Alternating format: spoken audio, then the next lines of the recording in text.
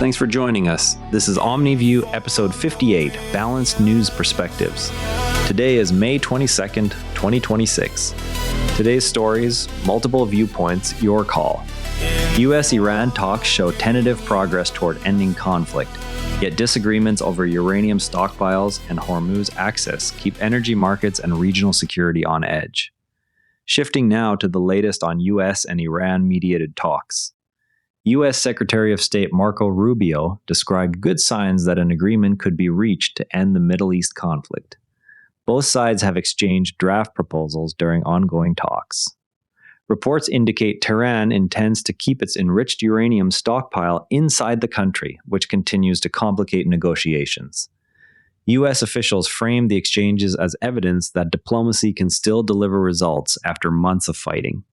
Iranian statements emphasize the need to protect national sovereignty over nuclear materials. European and Asian governments watching the process stress the importance of any deal that reopens safe passage through key waterways. Markets have reacted with falling oil prices on hopes of reduced disruption, though analysts note that unresolved issues could quickly reverse those gains. What specific concessions would allow both sides to claim success? Next, President Trump has raised the possibility of military action against Cuba. President Trump stated he would be willing to take military steps in Cuba and described the country as a U.S. national security threat. Secretary of State Marco Rubio echoed the assessment. The remarks come amid broader regional tensions linked to the Iran conflict. Supporters of a firmer U.S. stance view the comments as a necessary signal to deter foreign influence in the hemisphere. Critics argue the language risks escalating tensions without clear evidence of new threats. Regional governments are monitoring whether the statements represent a shift in policy or primarily domestic messaging. To really understand statements like these, most coverage treats presidential or ministerial warnings of force as simple policy declarations.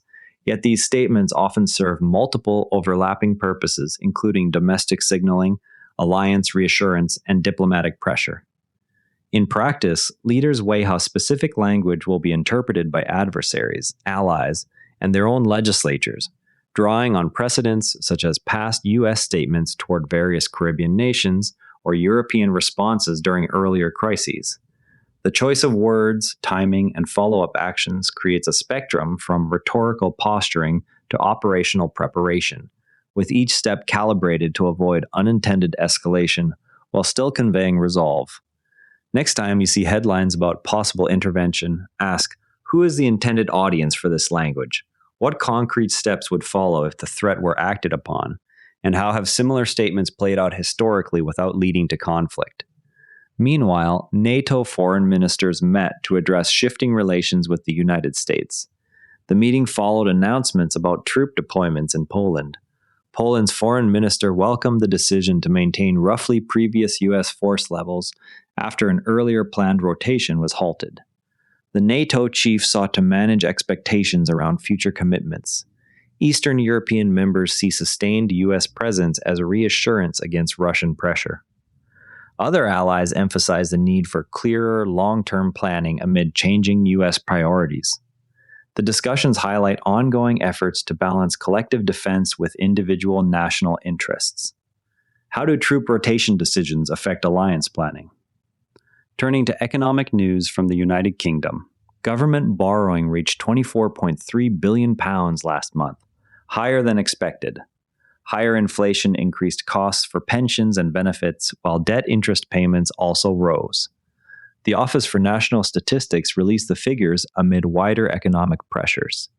Treasury officials point to temporary factors linked to inflation and international events. Opposition voices highlight concerns about long-term fiscal sustainability. Markets are watching whether the overshoot influences future policy decisions on spending or taxation. Which spending areas contributed most to the increase? In other developments, the Pentagon has paused a $14 billion arms package to Taiwan.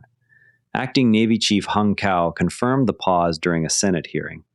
The decision is tied to ongoing military needs linked to the Iran conflict. Supporters of the pause argue it reflects necessary prioritization of current operations. Taiwanese officials and some U.S. lawmakers expressed concern that the delay could affect regional deterrence. The move illustrates how resource allocation decisions can shift quickly during active conflicts. What timeline is expected for resuming the sale? An Israeli airstrike in southern Lebanon killed 2 people amid wider regional tensions connected to the Iran conflict. Israel's military carried out the action with details on targets and further casualties remaining limited. Israeli statements describe the strike as a defensive measure. Lebanese authorities and some international observers call for restraint to avoid broader escalation. Humanitarian groups note the risks to civilians in border areas. What prompted the specific timing of the strike? Finally, the UAE has rejected Iranian claims over the Strait of Hormuz. The UAE described Iran's assertion of control over parts of the waterway as unrealistic. The statement comes as talks continue between the US and Iran. Shipping and energy markets are closely watching developments in the waterway.